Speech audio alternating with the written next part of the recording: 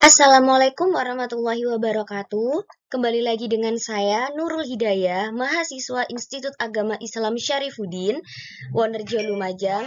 Di sini saya akan kembali memaparkan tugas kuliah dari Dr. Ahmad Ikhwanul Muttaqin MPD di matkul Model dan Strategi Belajar Mengajar. Di sini saya akan kembali memaparkan materi tentang teori belajar kognitivisme dan humanisme.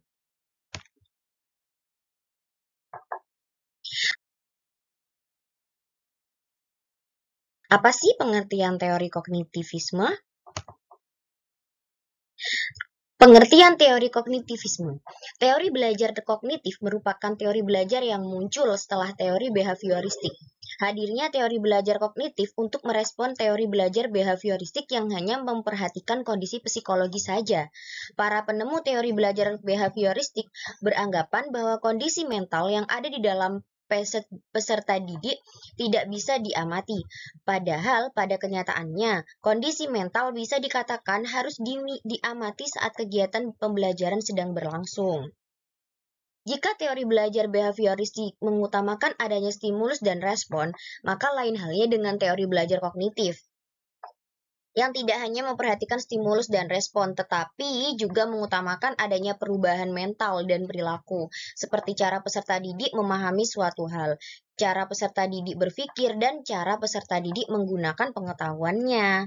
Nah, jadi teori kognitif di sini adalah muncul setelah teori behavioristik, di mana di sini ibarat pelengkap ya. Kalau misalkan teori kognitif bukan hanya mengutamakan stimulus dan respon, tetapi juga perubahan mental dan perilaku. Karena itu menurut teori kognitif itu sangat berpengaruh pada peserta didik. Lanjut. Prinsip-prinsip teori belajar kognitivisme meliputi belajar merupakan aktivitas privat yang meliputi pengumpulan data, menghafal, memahami data tersebut. Aktivitas belajar merupakan perubahan pada sistem mental, individu, atau perilaku. Kegiatan belajar adalah rangkaian berpikir kompleks. Belajar merupakan aktivitas untuk menguasai materi dari catatan. Lebih fokus daripada hasil, lebih fokus pada proses daripada hasil. Dan dalam rangkaian belajar sebaiknya tersusun berdasarkan dari urutan yang paling simpel hingga paling rumit atau kompleks. Sudut pandang persepsi adalah perangkat yang paling berperan dalam tindakan seseorang. Ini adalah beberapa prinsip teori belajar kognitivisme ya, teman-teman. Selanjutnya kita membahas kelebihan dan kekurangan teori belajar kognitivisme. Kelebihan, pertama, pemahaman peserta didik untuk memperoleh informasi baru akan meningkat. Yang kedua, membantu meningkatkan kepercayaan diri peserta didik dalam melaksanakan sebuah tugas. Yang ketiga, meningkatkan kemampuan belajar seumur hidup. Di tahap pembelajaran selanjutnya, peserta didik bisa membangun ide-ide dan menerapkan konsep-konsep baru untuk pengetahuan yang sudah ada. Yang keempat, peserta didik memiliki bekal keterampilan yang mereka butuhkan untuk belajar secara efektif. Dengan demikian, peserta didik bisa mengembangkan kemampuannya dalam memecahkan masalah. Yang kelima, peserta didik memiliki kemampuan untuk mempelajari hal-hal baru secara lebih cepat dengan memaksimalkan ingatan. Dan yang terakhir, penerapannya dapat membantu peserta didik dalam mengkreasikan hal-hal baru atau menginovasi hal-hal yang sudah ada menjadi lebih baik. Jadi kelebihannya itu lebih kepada kreativitas siswa ya, bagaimana hasil mereka nanti berkreasi di situ, menciptakan sebuah kreasi di situ. Lalu kita coba apa sih kekurangannya? Kekurangan, menyamarkan kapasitas daya ingat peserta didik karena dalam penerapannya lebih menekankan pada kemampuan memori peserta didik. Yang kedua, cara peserta didik dalam mengembangkan pengetahuannya tidak terlalu diperhatikan karena pada dasarnya masing-masing dari mereka memiliki cara yang berbeda-beda. Yang ketiga, jika kegiatan belajar mengajar hanya menerapkan metode kognitif, kemungkinan besar peserta didik tidak akan mengerti sepenuhnya tentang materi yang diberikan. Oleh karena itu, penerapan metode ini bisa digabungkan dengan teori belajar lainnya. Jadi sebenarnya masing-masing teori itu perlu kita gabungkan dan perlu kita inovasi ya teman-teman. Karena dari segi kekurangan, kelebihan, semuanya memiliki ciri khas unik ya, ciri khas tersendiri gitu. Tapi untuk melengkapi kekurangannya itu tadi, kita perlu kolaborasi sepertinya memang dengan teori-teori yang lain. Lanjut selanjutnya. Contoh kegiatan pembelajaran kognitif di kelas. Pertama, minta siswa untuk membuat jurnal tentang apa saja yang telah mereka lakukan dan pelajari dari hari ke hari atau minggu ke minggu. Membuat permainan untuk menghafalkan sebuah puisi, lagu, atau fakta.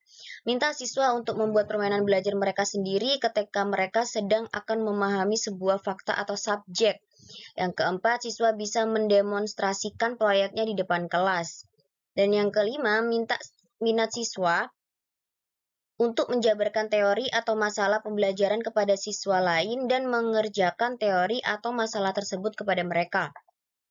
Terakhir, buat daftar pertanyaan di papan tulis lalu minta siswa untuk menjawab dan mempelajari dengan mengenai cara berpikir mereka. Jadi di sini mereka tuh membuat permainan. Caranya tuh memang benar-benar pakai hal yang seperti jembatan gitu ya, membuat permainan untuk menghafalkan sebuah puisi. Jadi di sini kelebihannya tuh memang membuat siswa itu tidak gampang bosan.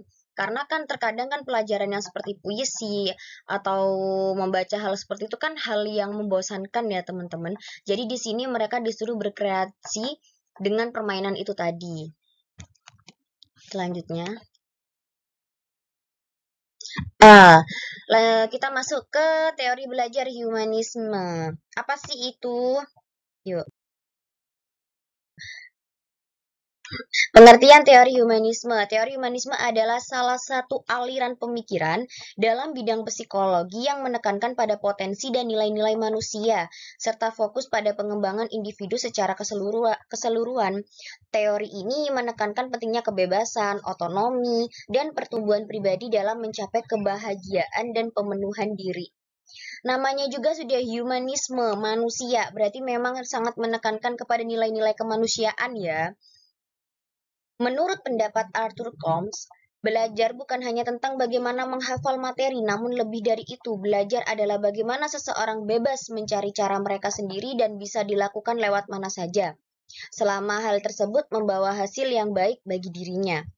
Teori humanisme memiliki dampak yang signifikan dalam bidang psikologi, pendidikan, dan terapi. Pendekatan humanistik telah digunakan untuk memahami dan membantu individu dalam mencapai pertumbuhan, pemenuhan diri, dan kesejahteraan secara keseluruhan. Sangat benar-benar manusiawi ya humanisme, namanya juga humanisme berarti sangat erat kaitannya dengan nilai-nilai manusia.